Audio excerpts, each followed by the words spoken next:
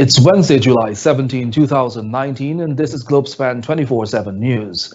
My name is Samuel Sugnandan, coming to you live from Georgetown, Guyana. Here are the major headlines for today. The Guyana Police Force awards $19.5 million to ranks who helped solve major crimes. PSC urges President to respect Constitution to avoid chaos.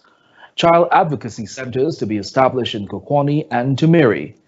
Consultation for regional teaching standards begins, and President Granger credits new Japanese ambassador to Guyana. And now for the news in detail. A 32-year-old motorcycle mechanic was remanded to prison today for illegal possession of a Bushmaster carbon pistol. Devon Atkinson, who goes by the alias Wildbuck, appeared before Principal Magistrate Judy Latchman and pleaded not guilty to the charge at the Providence Magistrates Court. The court heard that the mechanic, who resides in Kitty, Georgetown, was at an event at the creek when a police officer observed him pulling out the firearm from his bag and shooting several times in the air. However, the mechanic has denied the allegation and said he was not in possession of the rifle. Despite this, he was remanded to prison until August 6, 2019. Police ranks of the Criminal Investigations Department, CID, and the Major Crime Unit of both A and B divisions, who were successful in apprehending the alleged suspects linked to the murder of the Better Hope money changer and his daughter, were among those who were recognized this morning for their outstanding performance by the Guyana Police Force. Kellon Rover was present for the ceremony and filed this report. The team of police officers received an award of $200,000 for a job well done. The presentation was made to Police Inspector Lowe by Commissioner of Police Leslie James. Several community policing groups from the various police divisions throughout Guyana, police officers within those districts, and rural constables were also awarded for their contributions to the force and their effective executions of duties. Ladies and gentlemen, the reason for our attendance at this ceremony today is to reward positive action. We are here to recognize the stellar performances of our policemen and women, those individuals that allow us to maintain that trust forward, those that proceeded beyond the call of duty, and those who clearly understand the roles, functions, and responsibilities as serving members of the Guyana Police Force. Indeed, this event has long been a practice of the Force's administration, and it's now a prominent feature on our calendar of anniversary activities. That was Police Commissioner Leslie James. The top cop highlighted that over the past 5 years, the force has spent $154 million to host these awards for staff, with the additional $19.5 million expended today. He said the recipients, without a doubt, have proven their commitment to the job. They are the officers that remain in their offices, taking statements, generating painstaking reports long after the colleagues would have left.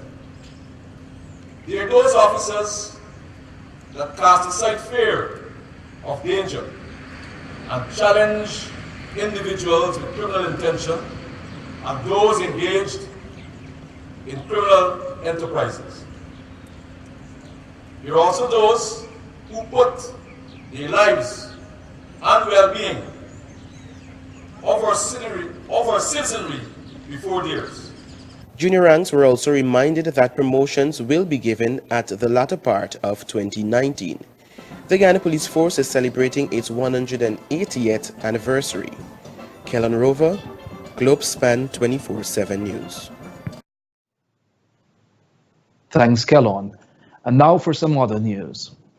The Private Sector Commission, PSC, has called again on President David Granger and opposition leader Barrett Jacquio to uphold the rule of law since the judgment of the CCJ and respect the Constitution to avoid the consequences of confusion or possible chaos in our country. The private sector umbrella body in a statement today said, and I quote, It is the considered view of the private sector that this responsibility abides first and foremost with President David Granger, and that it is his bounden and inherent political duty to uphold this responsibility. End quote. The statement further added that the Commission wishes to remind President Granger that the court, in its declaration and orders, has stated that, and I quote, upon the passage of the motion of no confidence in the government on December 21, 2018, the clear provisions of Article 106 immediately become engaged, end quote.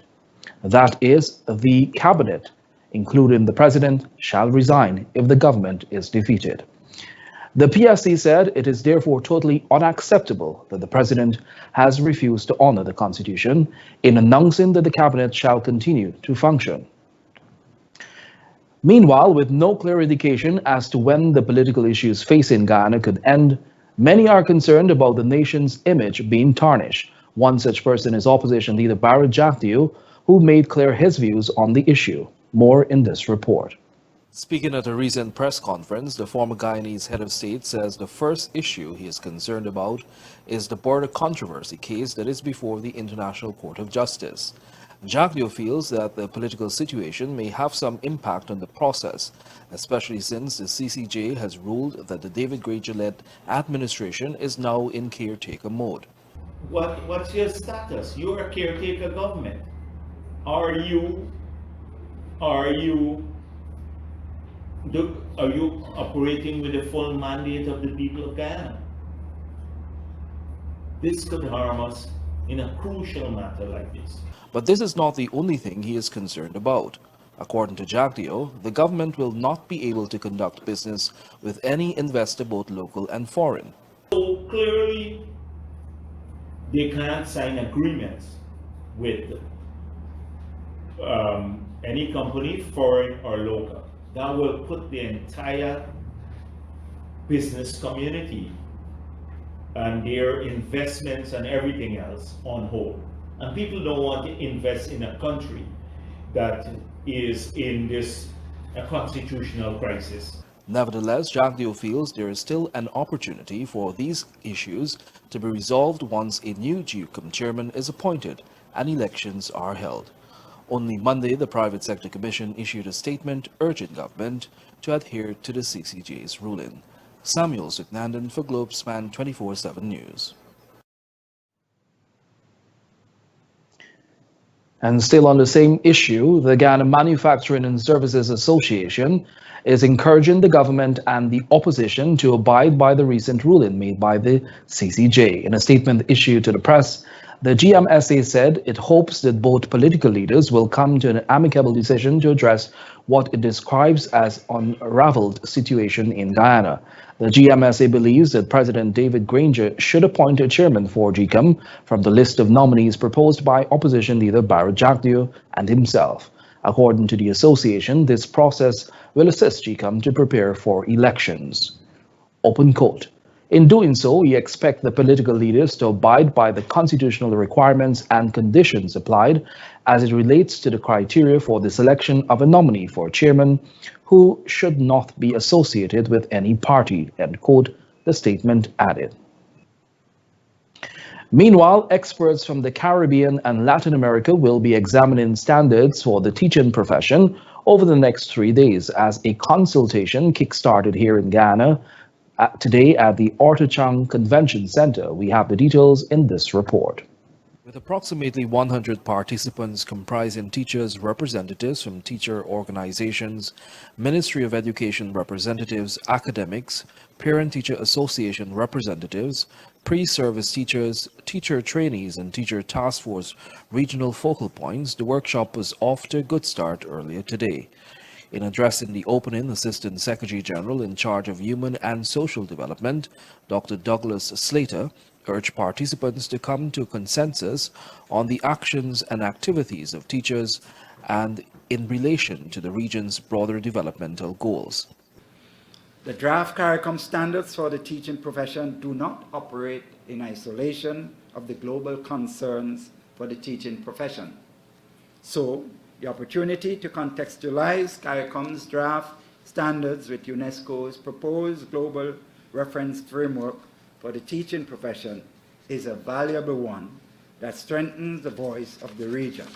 BVI's Education Minister Natalia Whitley, who was one of the key speakers, said in establishing quality in the region, recognition must be given to the role of the teachers between the tripartite relationship between the school, home and child. Key to establishing quality teaching standards is having quality teachers. When I went through the school system just a short time ago, being as young as I am, I benefited from very strong teachers who are both BVI Lander and non-BVI Lander.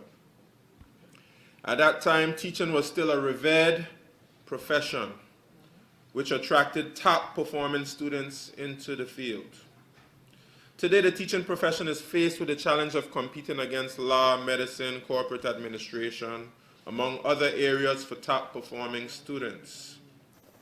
Meanwhile, Antigua and Barbuda's Minister of Education, Michael Brown, who also spoke at the event, said he views educational quality from three key areas: context, content, and continuous assessment. This event is part of a series of consultation workshops being done in 5 regions internationally to acquire input from key education stakeholders. Participants will be asked to review and comment on the guidance framework and suggest ways in which it can be refined, as well as recommend approaches for local adaptations. It is being facilitated through a partnership with the CARICOM Secretariat, UNESCO and other stakeholders. For Globespan 24/7 News, I am Samuel Zucknanden. In an effort to provide care for abused children, plans are being made to establish child advocacy centers in Kokwani at the hospital complex and in Tamari at the health center. The initiative was designed by officials from the Ministry of Social Protection, the Regional Democratic Council of Region 4, and the United Nations Children Fund, UNICEF Guyana office. According to the Department of Public Information, the Region 4 Health Officer, Dr. Quincy Jones, said, and I quote, "The facility will focus on combating all forms of child abuse," end quote. He thanked the Ministry of Social Protection and partners for the initiative and support.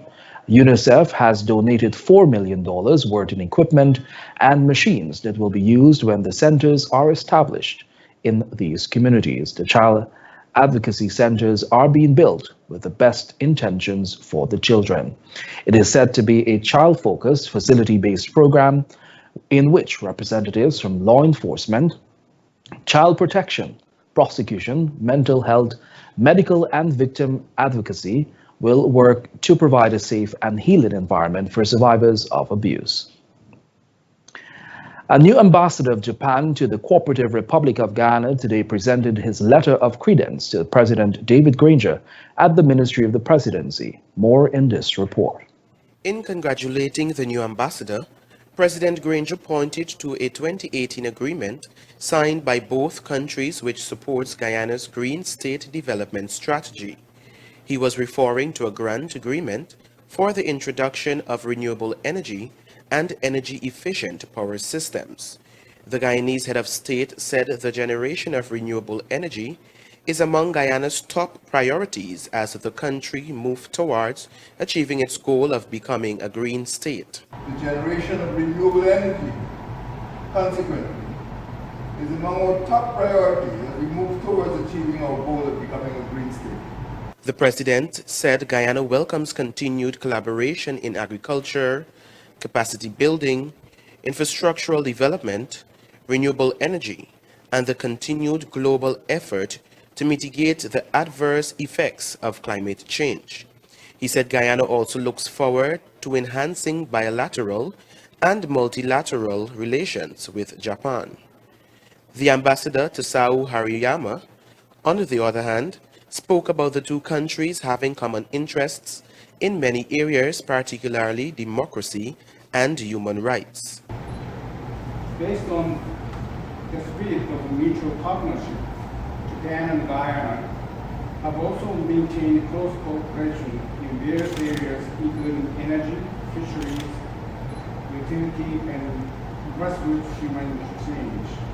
Guyana and Japan established diplomatic relations on June 11, 1967. For Globespan 24/7 News, I am Kellon Rover reporting. Thanks, Kellon.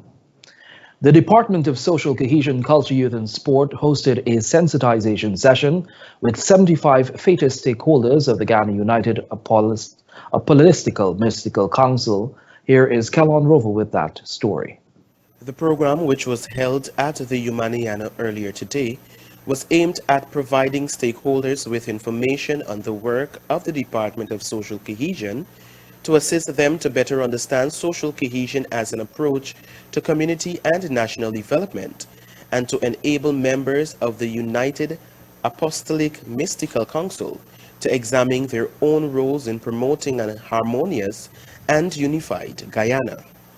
In reiterating the importance of the ministry and its plans for all Guyanese, Technical Officer Pamela North, during her presentation, reminded that the vision of the Social Cohesion Ministry is to unify Guyana where diversities are embraced, conflicts resolved, equity promoted, and decision-making processes result in equal opportunities and benefits for all. So our diversities is our strength, okay? Our diversities is vast, and this is what makes us unique as a people and as a country. According to Technical Officer, the mission of the ministry is to support actions that strengthens key partnerships across sectors, facilitate bridging of gaps within and across communities, and contribute to socio-economic, cultural, spiritual well-being, and enrich livelihoods for all. Our collaboration with our stakeholders are strengthened. Hence, you are here this morning for us to strengthen this collaboration. Equity promoted, and decision-making processes result in equal opportunities and benefit for all of us. So when we talk about equal opportunities, it's not one group benefiting. I heard Dr. Joseph talk about the Muslim, the Hindus, and the Christians, but there are other sectors, religious sectors in this country, all right? And you all need to be included. The Department of Social Cohesion is on a journey to have this inclusivity. We can't do it all in one day. Like I said, it's a process, so we have to be working and nurturing our stakeholders and our sectors. For Globespan 24/7 News, I am Kellon Rover. Thanks again, Kellon. We'll now shift our attention to some regional and international news. Internationally, a U.S. judge has sentenced Mexican drug kingpin Juan El Chapo Guzman to life in prison plus 30 years. Guzman, 62, was found guilty of 10 charges, including drug trafficking and money laundering, by a federal court in New York in February, the BBC has reported. He escaped a Mexican jail through a tunnel in 2015, but was later arrested. He was extradited to the U.S. in 2017.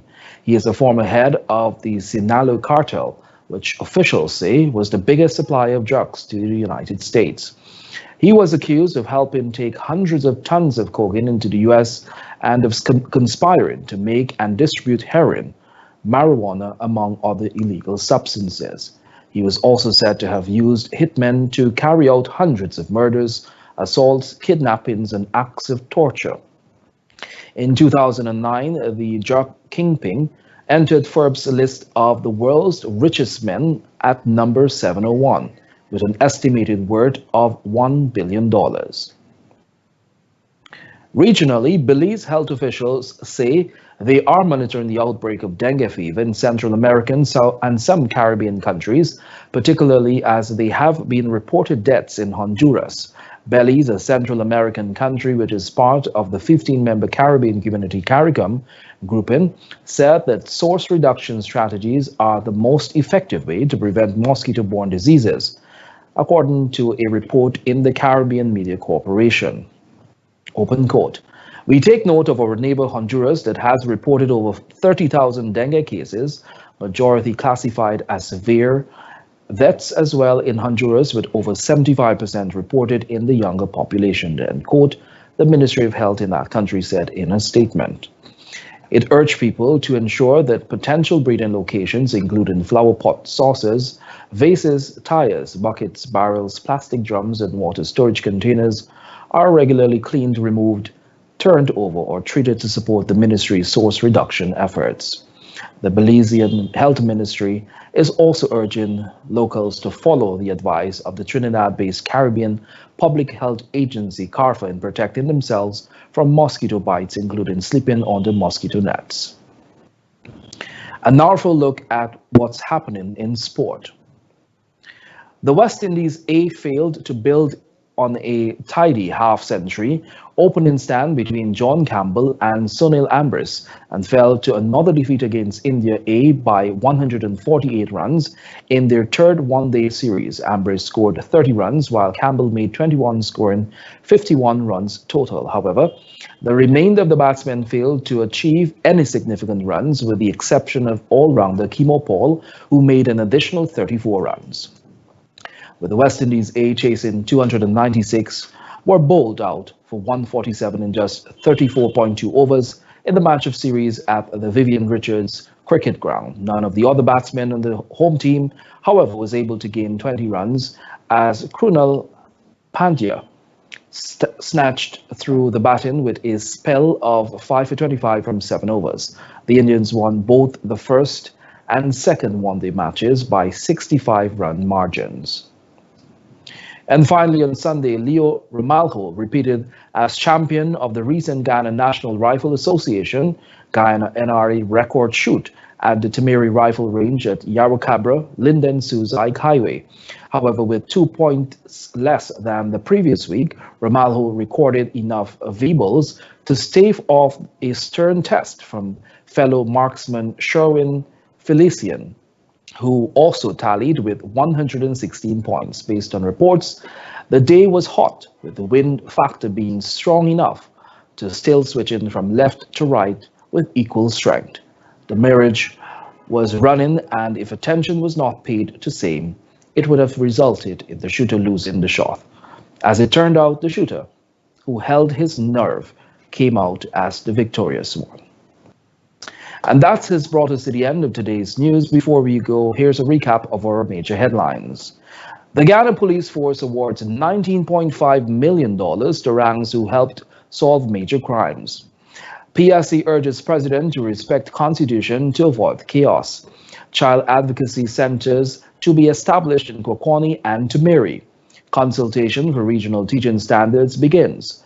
And President David Granger credits new Japanese ambassador to Guyana. Thank you for watching Globespan 24/7 News. On behalf of myself, Samuel Suknandan, the news and technical team, until next time, do have a great day. Goodbye.